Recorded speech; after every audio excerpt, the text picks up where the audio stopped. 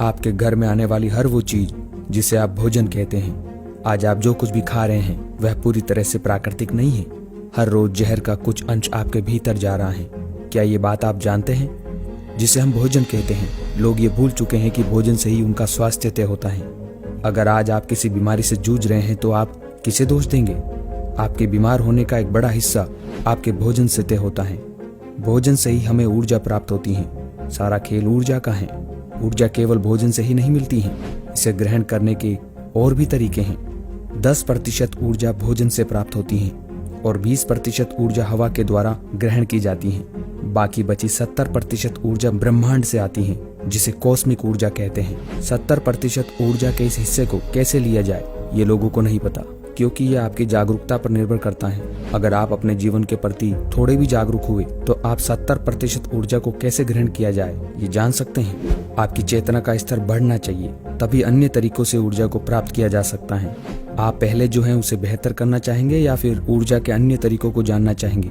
मैं कहता हूँ आप दोनों कर सकते हैं, पर अभी लोग ऊर्जा के लिए भोजन पर निर्भर हैं। हमें भोजन से थोड़ी बहुत ही ऊर्जा मिल रही है। वह भोजन भी अगर पूरी तरह से प्राकृतिक नहीं हो तो सोचिए शरीर के साथ हम क्या कर रहे हैं। यह जलते हुए एक बल्ब की तरह है जिसकी रोशनी से कीट पतंग खींचे चले आते हैं। हम इस शरीर के साथ भी ऐसा ही कर रहे हैं। जहर का अंश शरीर में जाकर रोगों को अपनी ओर खींच रहा है। अगर भोजन ही सही नहीं होगा, वायु भी दूषित हो जाएगी तो मानव कई मायनों में अपने जीवन को बर्बाद कर देगा, और ये हो रहा है। हम बर्बादी की ओर जा रहे हैं।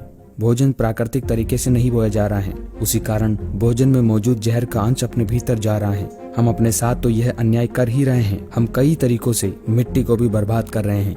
लगभग 52% मिट्टी पहले ही खराब हो चुकी है।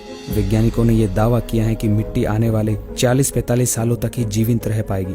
फिर मिट्टी की उर्वरा शक्ति नष्ट हो जाएगी, क्योंकि पृथ्वी पर जितने लोग हैं उससे कहीं ज्यादा जीव 1 चम्मच मिट्टी में होते हैं, वह नष्ट हो जाएंगे। उसके बाद विश्व भर में भुखमरी के हालात पैदा होंगे और भोजन सिर्फ उन्हीं के पास होगा जिनके पास हथियार होंगे। यदि मिट्टी इसी तेजी से खराब होती रही तो इस धरती पर जीवन का अंत हो जाएगा। हमारी धरती संकट में है। आज मानवों की अविद्या ज्ञान के कारण ही ऐसा है कि वह इस विषय पर बात नहीं करना चाहते, जिससे हमारा स्वास्थ्य तय हो रहा हो, जीवन तय हो रहा हो। यह एक छोटी चीज नहीं है, ध्यान देने वाली चीज है। इसे बेहतर करने के लिए नीतियां बनाई जा सकती हैं। हमें जैविक ऑर्गेनिक सामग्री से भरपूर मिट्टी की जरूरत है। स्वस्थ मिट्टी स्वस्थ भोजन के उत्पादन की ओर ले जाती है। मिट्टी को बचाने के लिए एक बड़ा कदम सदगुरु द्वारा उठाया गया है। सदगुरु ने मिट्टी बचाओ आंदोलन सेव सोइल की शुरुआत की है। सदगुरु अभी 27 देशों की यात्रा पर हैं। वह इसे 100 दिनों में पूरा करेंगे। इन 100 दिनों में 30,000 किलोमीटर की यात्रा सदगुरु तय करेंगे। ये यात्रा 21 मार्च 2022 से शुरू हो चुकी है। सदगुरु द्वारा अलग अलग देशों में जाकर वहां के नेताओं से मिट्टी को बचाने के लिए तत्काल नीतिगत कार्यवाही शुरू करने का आग्रह किया जाएगा। सदगुरु ने कहा है, हर व्यक्ति को मिट्टी की महत्वता के बारे में पता चलना चाहिए, इसलिए जितना हो सके उतने लोगों को मिट्टी के बारे में बताएं। पर ध्यान रहे, जहर भीतर जा रहा है, उसके प्रभाव को कम करने के लिए आप कुछ नहीं कर रहे। रोगों से बचने के लिए अपनी दिनचर्या में कुछ ऐसी चीजों को शामिल करें जिनसे शरीर की आंतरिक सफाई हो सके। आंतें जब साफ रहती हैं तो आपके बीमार होने की संभावना बहुत कम हो जाती है। एक ऋषि जिनका नाम बाघभट्ट था, जिन्होंने अलग अलग तरीकों से इस शरीर को जाना और उसका ज्ञान हासिल किया। कई महीनों की रिसर्च के बाद उन्होंने पाया कि अगर शरीर के ये 3 दोष, जिन्हें वात पित्त कफ कहा जाता है, अगर किसी तरह से इनका शरीर में संतुलन बना रहे तो मानव कभी बीमार नहीं पड़ेगा। वात पित्त कफ यह एक तरह की बायो एनर्जी है, यानी शरीर की बायो एनर्जी को संतुलन में लाना।